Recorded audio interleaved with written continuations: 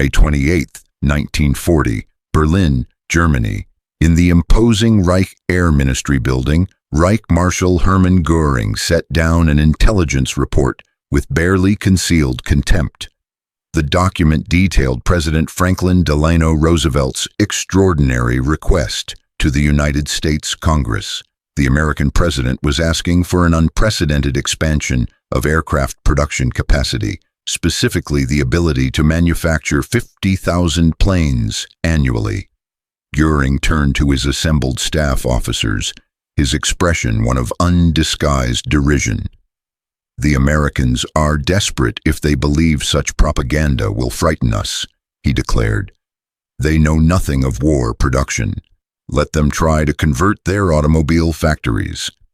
They will soon learn that building warplanes requires far more than assembly lines." What the Reich Marshal failed to grasp in that moment was that in Detroit, Michigan, a Danish immigrant named William Knudsen was already proving him catastrophically wrong.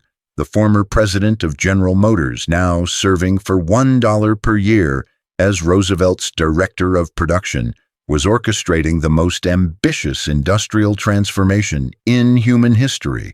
Within 4 years, American factories would produce not the supposedly impossible 50,000 aircraft that Göring dismissed, but nearly 100,000 planes annually. This achievement would come while simultaneously supplying 2 separate theaters of war across opposite oceans. The Reich Marshal's contemptuous laughter would echo through history as the sound of catastrophic miscalculation. Chapter 1. Roosevelt's Impossible Dream. The proclamation that triggered German contempt came on May 16, 1940, as German panzer divisions raced through France with terrifying speed. Standing before a joint session of Congress, Franklin Delano Roosevelt made a declaration that stunned both allies and adversaries. "I should like to see this nation geared up to the ability to turn out at least 50,000 planes a year," the president announced. The reaction was widespread skepticism, even among America's closest allies. The scale of the challenge seemed insurmountable. In 1939, the United States had produced just 3,611 military aircraft. The Army Air Corps possessed approximately 1,700 combat planes, many of which were already obsolete by European standards. Yet Roosevelt was demanding a 14-fold increase in production capacity within a matter of years. The president's choice to lead this seemingly impossible task was William Knudsen, a man whose personal story embodied the American dream. Born in Copenhagen, Denmark, Knudsen had immigrated to America with nothing and risen to become one of the nation's most successful industrialists. When asked who could possibly achieve such impossible production targets, Presidential advisor Bernard Baruch responded without hesitation. First, Bill Knudsen. Second, Bill Knudsen. Third, Bill Knudsen. Knudsen abandoned his $300,000 annual salary, equivalent to over $6 million today, to serve his adopted nation. He brought with him the revolutionary mass production principles developed in the automotive industry, principles that would transform aircraft manufacturing forever. The transformation began immediately. By December 1941, just 19 months later, American factories were producing 2,000 military aircraft monthly. This represented a 20-fold increase from the production rates of just 2 years earlier. The Ford Motor Company announced plans for a massive bomber manufacturing plant at Willow Run, Michigan. Boeing expanded its facilities in Seattle, Washington. Douglas Aircraft hired thousands of new workers.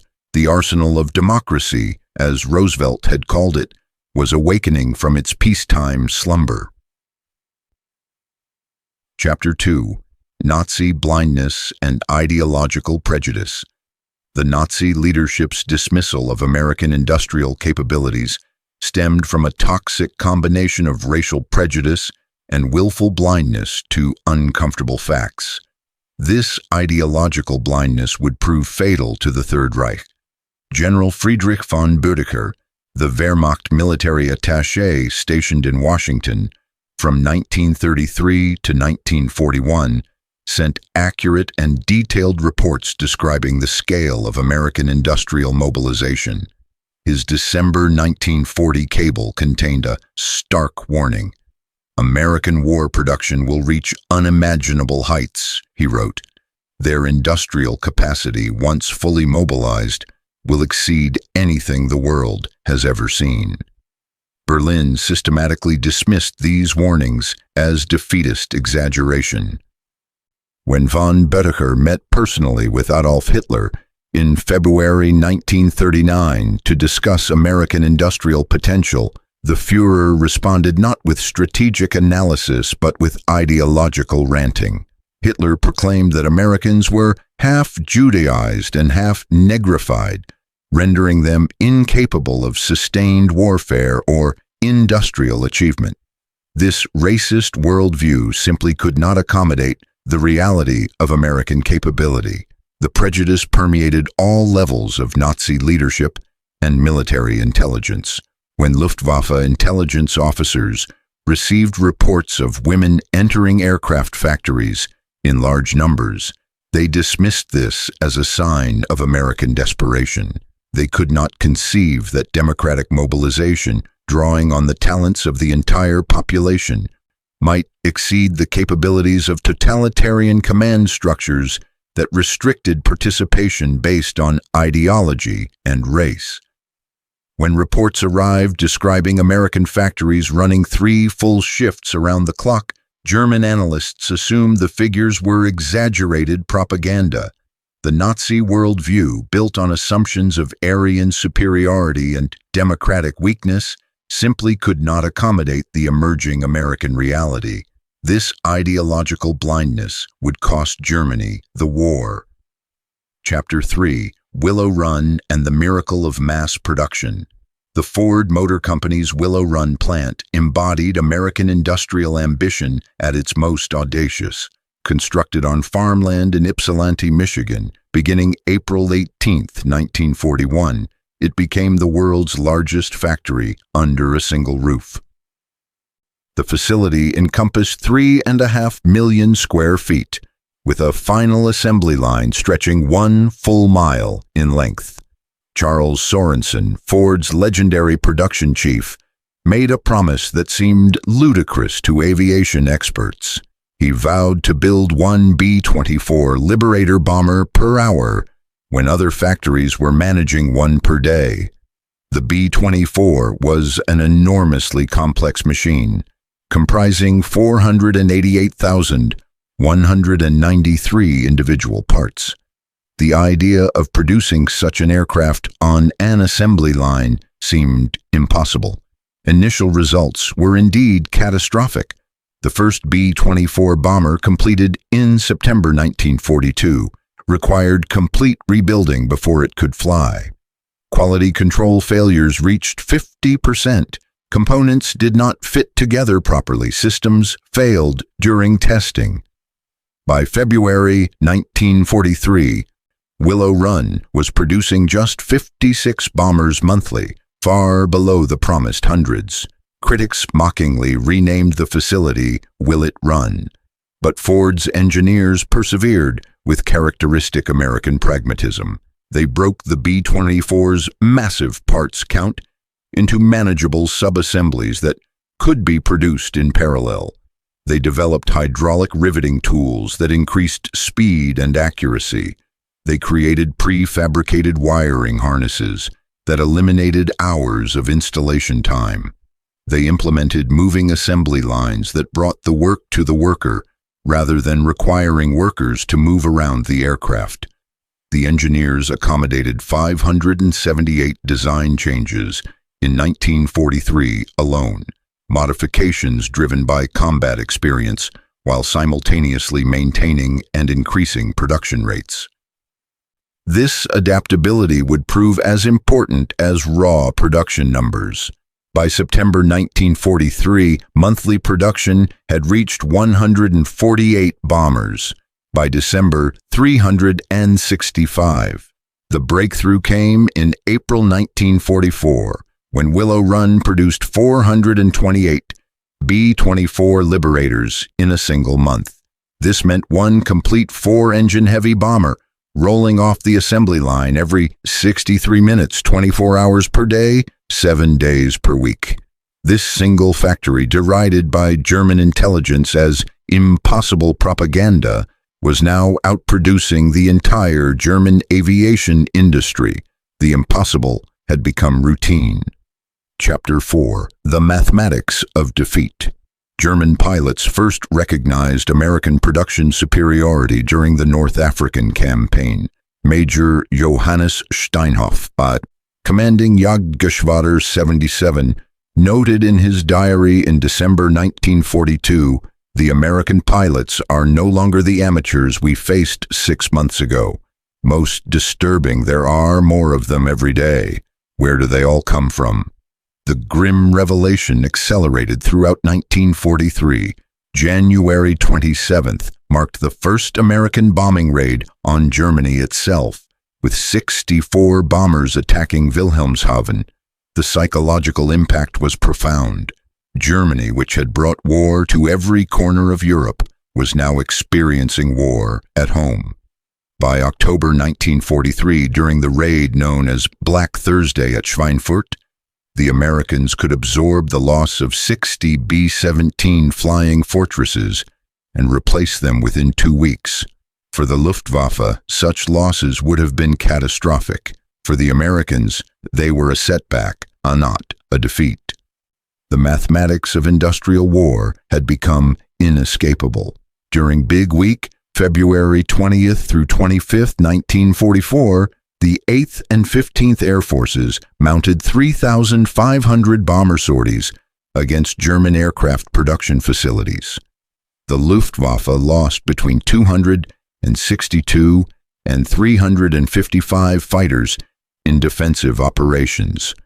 More critically, Germany lost approximately 100 irreplaceable veteran pilots, men whose experience and skill could never be replaced.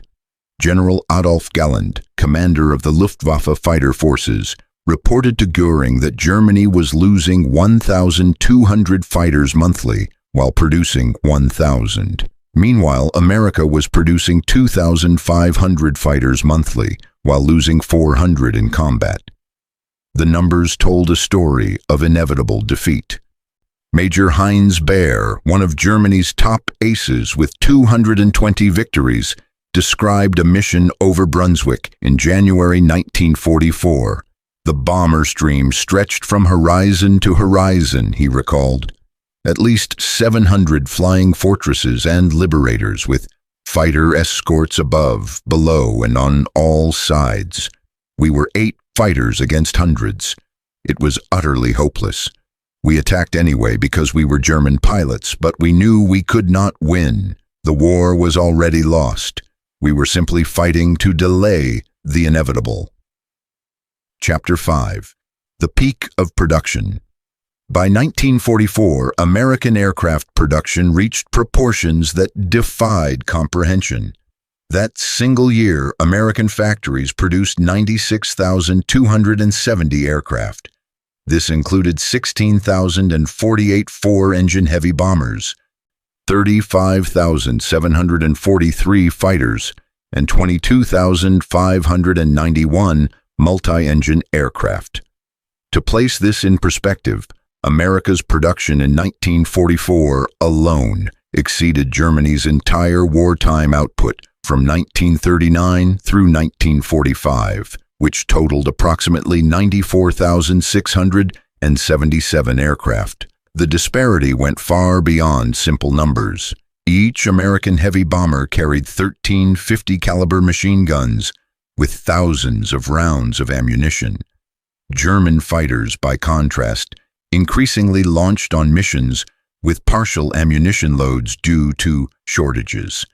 American bombers featured powered gun turrets, advanced Norden bomb sights, and sophisticated navigation equipment, including radio direction finding systems. Many German fighters by 1944 lacked even functioning radios due to material shortages. Boeing's Seattle Plant No. 2 was producing 16 B-17 Flying Fortresses daily by May 1944. Douglas Aircraft, which had employed just 68 people in 1936, had grown to 167,000 workers across 9 facilities. North American Aviation was producing 500 P-51 Mustang fighters monthly.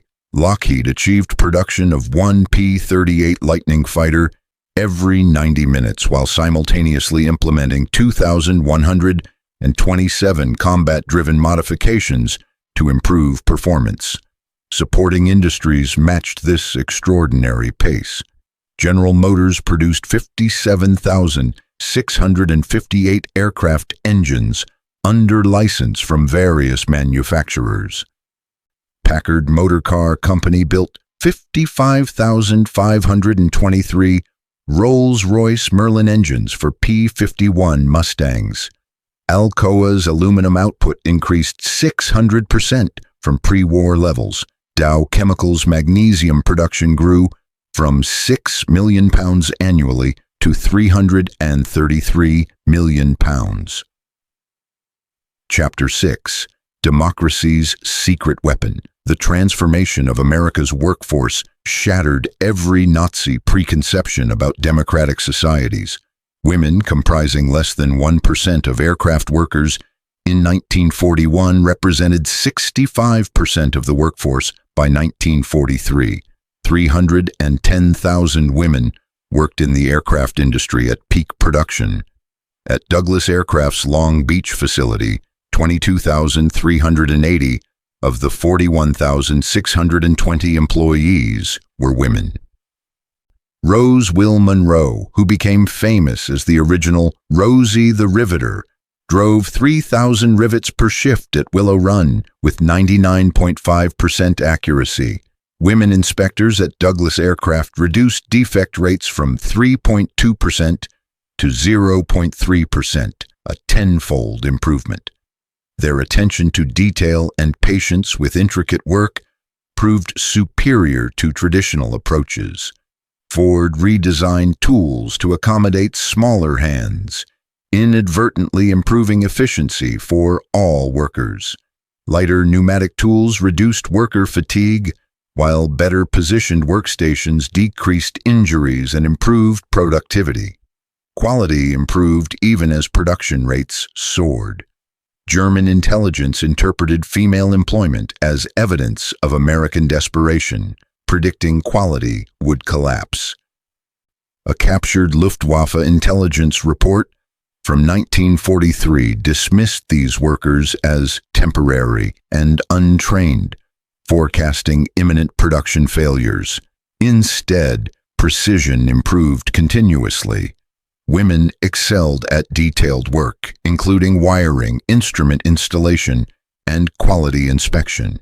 Their integration represented democratic strength, not weakness. African Americans, Mexican Americans, Native Americans, disabled workers, teenagers, and elderly citizens all contributed to the production miracle. This democratic mobilization achieved what totalitarian command structures could not. Voluntary cooperation by free citizens exceeded forced labor's output by every conceivable metric. Chapter 7. Germany's Descent into Fantasy.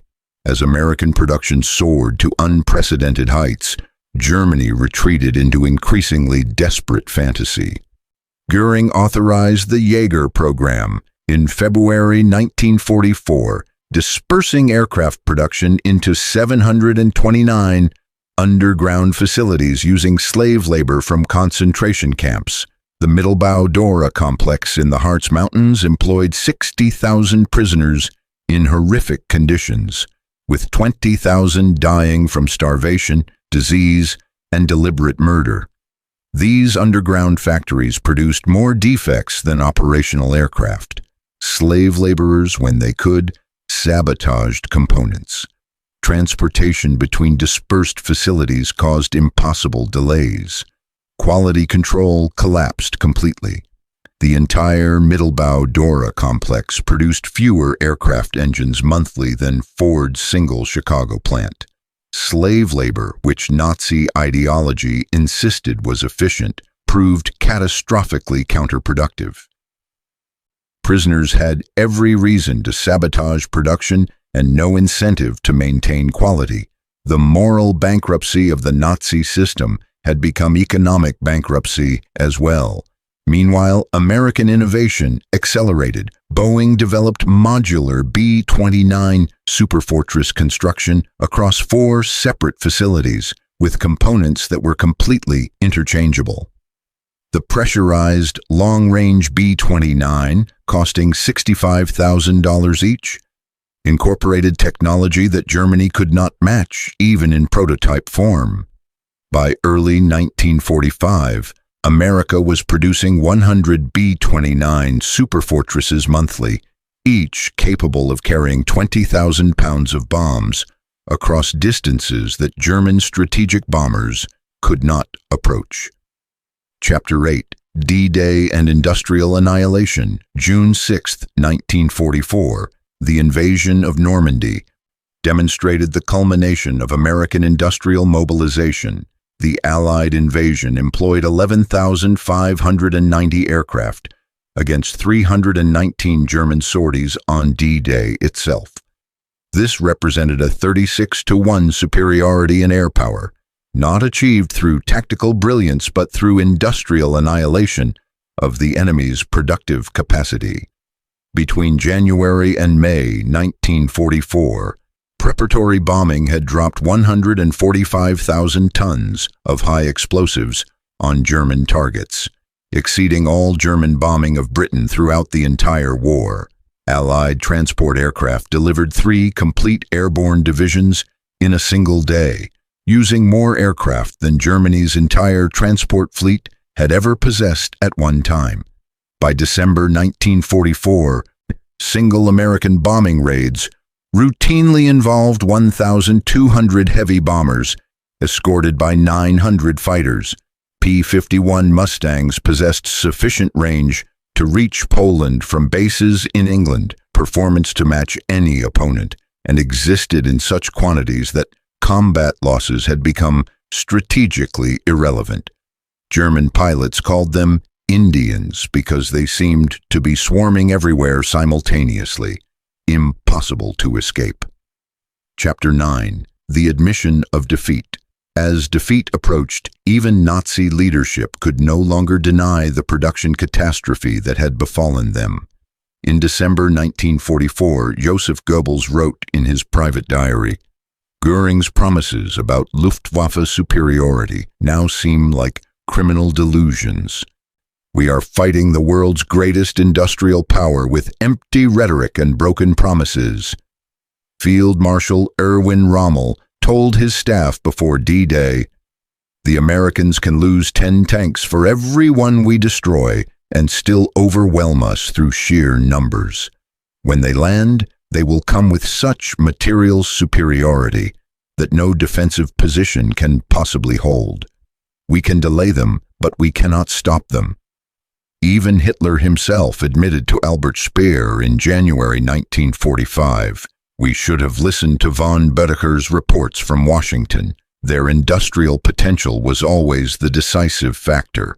While we built hundreds of aircraft, they built tens of thousands.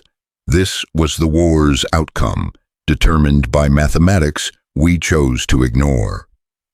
Albert Speer, Minister of Armaments and War Production, later testified at Nuremberg that American strategic bombing reduced German production by 35% for tanks, 31% for aircraft, and 42% for trucks. He stated unequivocally, "The American attacks, which followed a systematic assault on industrial targets, caused the breakdown of German armaments production. Without American bombing, we could have continued the war significantly longer, but we still would have lost due to production disparities." Chapter 10. The Jet Fighter Illusion, Germany's Messerschmitt Me 262 jet fighter, operational by mid-1944, represented genuine technological innovation. 100 miles per hour faster than any Allied fighter, it could dive away from any opponent and choose when to engage. Hitler and Göring believed this wonder weapon could restore air superiority despite overwhelming numerical inferiority. But Germany produced just 1,430 I-Mathieu 262s total, with never more than 200 operational simultaneously. The revolutionary Junkers Jumo UO-4 jet engines required complete overhaul every 10 hours of operation. Critical materials including nickel and tungsten were unavailable, forcing engineers to use inferior substitutions that reduced performance and reliability. America, meanwhile, had begun jet fighter development in 1942. While the Bell P-59 Aerocomet proved inferior to German jets, Lockheed's P-80 Shooting Star, superior in every respect to the Me-262, entered production before war's end. American industrial depth allowed simultaneous pursuit of multiple advanced technologies, a luxury Germany could no longer afford. The contrast epitomized the production war's outcome. Germany's technological superiority in jet propulsion meant nothing against America's ability to produce thousands of excellent conventional fighters while simultaneously developing next-generation aircraft. Quality without quantity proved worthless in total war. Germany had superior technology but insufficient production. America had both excellent technology and overwhelming production capacity. Chapter 11. Göring's Reckoning. Hermann Göring's arrest on May 8, 1945, by elements of the United States 36th Infantry Division marked the beginning of his forced confrontation with reality. Initially defiant at the interrogation facility in Augsburg, he maintained that German technology had been superior, overcome only by crude numerical superiority. His subsequent transfer to Camp Ashcan in Luxembourg, a dedicated facility for high-ranking Nazi prisoners, brought intensive interrogation. In July 1945, Major Kenneth Heckler of the United States Army conducted extensive interviews, meticulously documenting Göring's evolving recognition of American industrial superiority. "I knew American industrial potential was great," Göring admitted to Heckler, "but the execution exceeded my worst fears. That single factory at Willow Run produced more aircraft than our entire bomber force at peak production. It was utterly incomprehensible to me. How could one factory run largely by women and workers who knew nothing about aircraft construction 2 years earlier exceed our nation's total output?" He expressed particular astonishment at American logistics.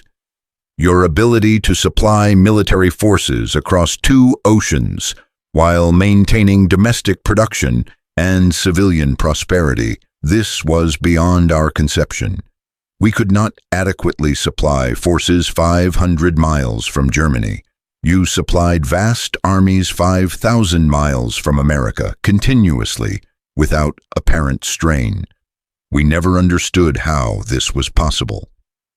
During his trial at Nuremberg, prosecutors presented Göring with overwhelming evidence of American production superiority. Charts showed America producing more military aircraft monthly by 1944 than Germany managed annually at peak output. Films of Willow Run's assembly lines played while prosecutors methodically listed German cities destroyed by bombers produced in that single factory.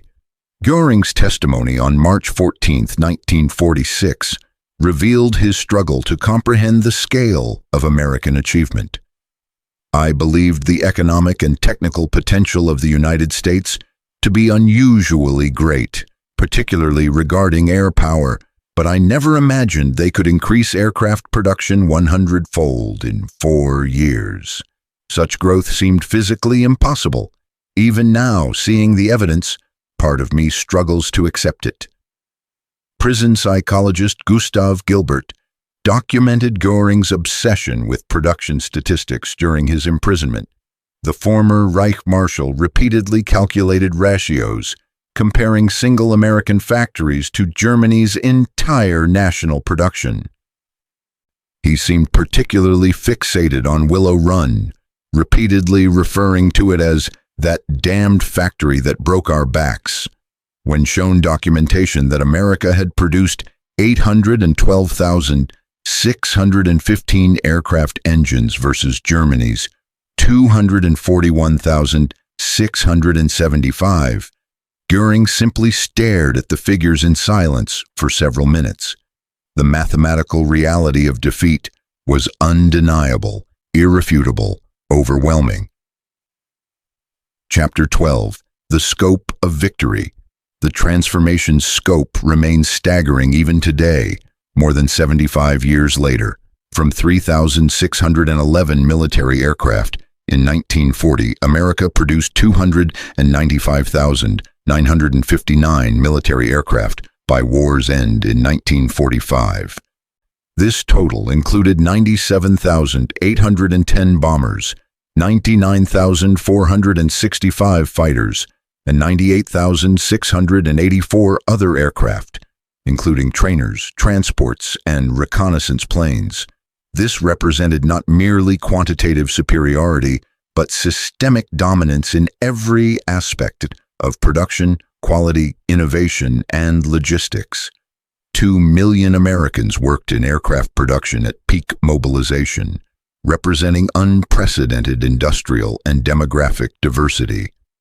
The workforce that entered factories in 1941, knowing nothing about aircraft construction, emerged in 1945 as the world's most skilled aviation workers.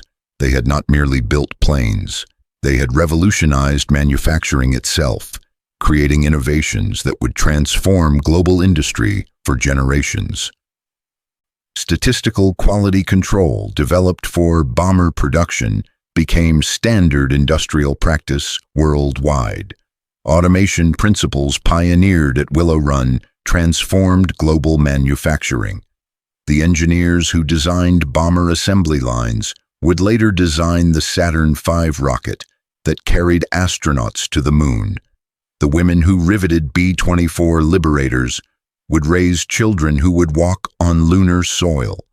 The production miracle did not end with military victory. It launched what historians call the American Century. Chapter 13. The Economics of Transformation. The financial dimensions of America's production miracle defied conventional economic thinking.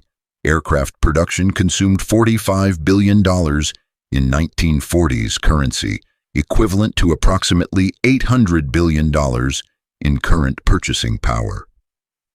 The B-29 Superfortress program alone cost more than the Manhattan Project that developed the atomic bomb. Yet rather than bankrupting America, war production created unprecedented prosperity. Unemployment, which had plagued the Depression decade and remained stubbornly high through the late 1930s, vanished completely. Personal income doubled between 1940 and 1945. War bond sales by industrial workers themselves financed much of the expansion, creating a virtuous cycle of production and investment. Workers at Willow Run alone purchased $45 million in war bonds, effectively financing their own factories' operations. Germany, conversely, consumed 40% of its entire industrial capacity for aircraft production by 1944, yet produced less than half of American output. Slave labor are increasingly relied upon as German manpower was exhausted, proved catastrophically counterproductive. Sabotage was endemic. Quality collapsed. Productivity per German worker actually declined after 1943, while American productivity per worker increased 300% during the same period. The production infrastructure built for war became the foundation for post-war prosperity. Aluminum smelters constructed for bomber production provided materials for suburban housing construction. Chemical plants that manufactured aviation fuel created plastics for consumer goods. Machine tool factories that equipped aircraft plants retooled American industry for global economic dominance in the post-war era. Chapter 14. Organizational Excellence. Beyond raw production numbers lay organizational excellence that multiplied American effectiveness. The War Production Board coordinated 184,000 companies seamlessly across the vast American industrial landscape. IBM punch card machines, predecessors of modern computers, tracked millions of individual components across thousands of suppliers, ensuring parts arrived at assembly plants exactly when needed. MIT's Radiation Laboratory, employing 4,000 scientists and engineers, developed navigation systems that gave American bombers all-weather bombing capability, removing weather as a limiting factor in strategic operations. When combat experience revealed that the B-17 Flying Fortress was vulnerable to frontal attacks, Boeing engineers added a chin turret mounting two 50-caliber machine guns.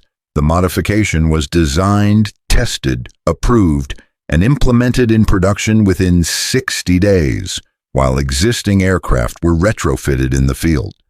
When Pacific theater operations required extended range for B-24 Liberators, Consolidated Aircraft modified the design without stopping production, implementing changes on the assembly line while aircraft were being built.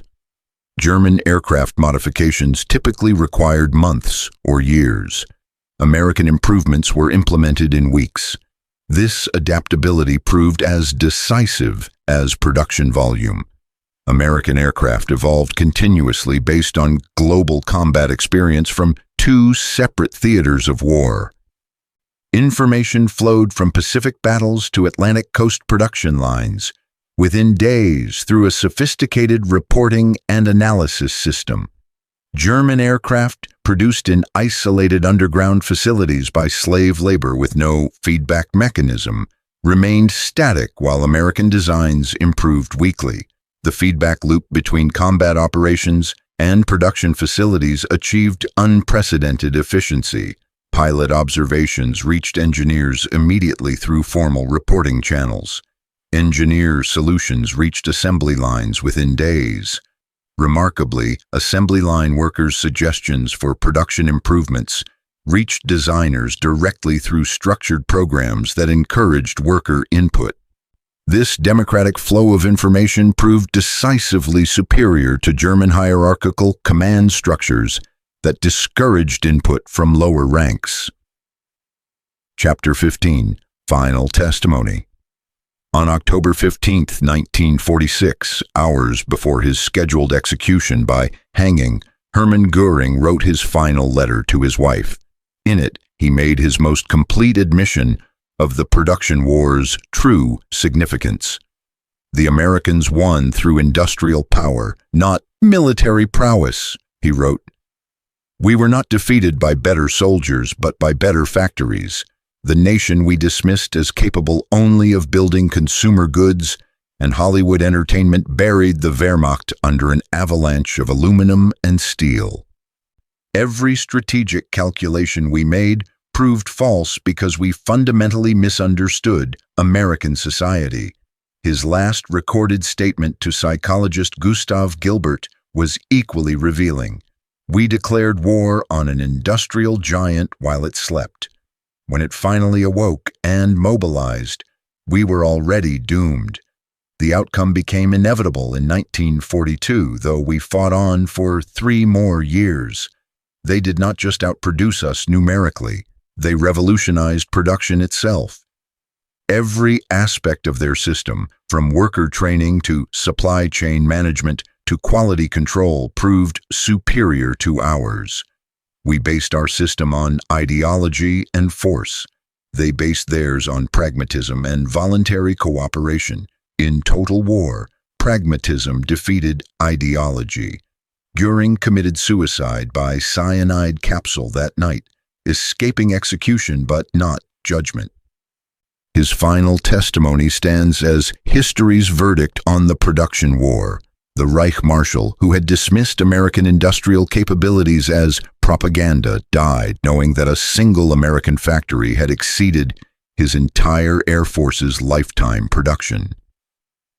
As epilogue, the verdict of history military historians universally consider American industrial production the decisive factor in Allied victory in World War II. Without the overwhelming material superiority it provided, the D-Day invasion of Normandy would have been impossible. The strategic bombing campaign against Germany would have been unsustainable. The Pacific War against Japan would have been unwinnable. Richard Overy, the preeminent historian of the Air War, concluded in his definitive work, the outcome was determined not by fighting spirit, tactical brilliance, or even strategic planning, but by the sheer weight of material resources. The Allies won because they buried their enemies under an avalanche of production that could not be matched, countered, or overcome. The statistics support this assessment absolutely. By 1944, the United States alone was producing more military aircraft than all other combatants combined, both Axis and Allied powers. This was not incremental superiority or marginal advantage. This was order of magnitude dominance. Germany faced not military defeat, but industrial obliteration. Yet the production miracle's significance transcended military victory. It proved democracy's superiority to dictatorship, freedom's concrete advantage over tyranny, and voluntary cooperation's overwhelming strength compared to forced obedience. The workers who achieved this transformation were not slaves or conscripts, but free citizens united in common purpose, defending a system they believed in against a system they rejected. Hermann Göring's dismissal of American production capacity stands as history's most catastrophic miscalculation. His contempt for democratic industrial potential cost Germany the war and cost millions of people their lives. His failure to recognize American capabilities sealed the Third Reich's fate before the first American bomber ever reached German skies. The transformation from 3,000 to 100,000 aircraft annually demonstrated conclusively that free societies, when facing existential threats, can achieve what appears impossible. American workers did not merely meet Roosevelt's supposedly impossible goal of 50,000 aircraft. They doubled it. They did not merely match German production. They exceeded it fivefold while simultaneously fighting a second complete war in the Pacific. The lesson for today's world leaders remains clear. Dismissing democratic nations as weak because they prefer peace, or underestimating free people's productive capacity because they choose prosperity over conquest, invites catastrophic miscalculation. America in 1940 appeared unprepared for war. Its military ranked 18th in the world, behind Belgium. By 1944, it had become an unstoppable industrial colossus that reshaped global history. The arsenal of democracy proved that production lines could be as decisive as front lines, that assembly workers could be as crucial as soldiers, that industrial mobilization could determine victory as surely as military strategy. Hermann Göring learned this lesson too late, at the cost of his nation's complete destruction. From his dismissive reaction to Roosevelt's announcement in May 1940 to his death by suicide at Nuremberg in October 1946, Hermann Göring's journey traced the arc of Nazi Germany's destruction. His contempt for American production became the epitaph for the Third Reich, a regime that confused ideology with capability, that mistook tyranny for strength, that believed racial mythology could overcome industrial mathematics. The Reich Marshal, who dismissed American aircraft production as impossible propaganda, died knowing that American factories had produced more planes in 1944 alone than Germany managed throughout the entire 6 years of war. His mockery of democratic industrial capacity became history's most expensive joke, paid for in the currency of total defeat and tens of millions of lives lost. The final accounting tells the complete story. America produced 295,959 military aircraft during World War II. Germany produced 94,677. But the real victory lay not in numbers, but in method and meaning. The production miracle proved that free workers could vastly outproduce slaves, that democratic cooperation could exceed totalitarian command, that a nation of immigrants and diverse citizens could unite to achieve the impossible when fighting for principles they believed in. The B-24 Liberator bombers rolling off Willow Run's assembly line every 63 minutes were not merely aircraft. They were democracy's answer to tyranny. Each rivet was driven by a woman who had been a housewife months earlier. Each engine was built by a teenager who had left high school to serve the nation. Each wing was assembled by workers who had fled poverty and discrimination to find opportunity in America. Together they proved that free peoples, when united in righteous cause, could bury tyranny under an avalanche of production that totalitarianism could never match. Hermann Göring laughed at the idea of America producing 50,000 planes annually. America responded by producing twice that number, transforming the course of global history in the process. His laughter echoed through history as the sound of catastrophic miscalculation, the fatal dismissal of democracy's arsenal by a man who understood neither democracy nor production. In the end, both Hermann Göring and everything he represented were buried under 300,000 aircraft bombers and fighters that turned his contempt into history's most complete and total defeat.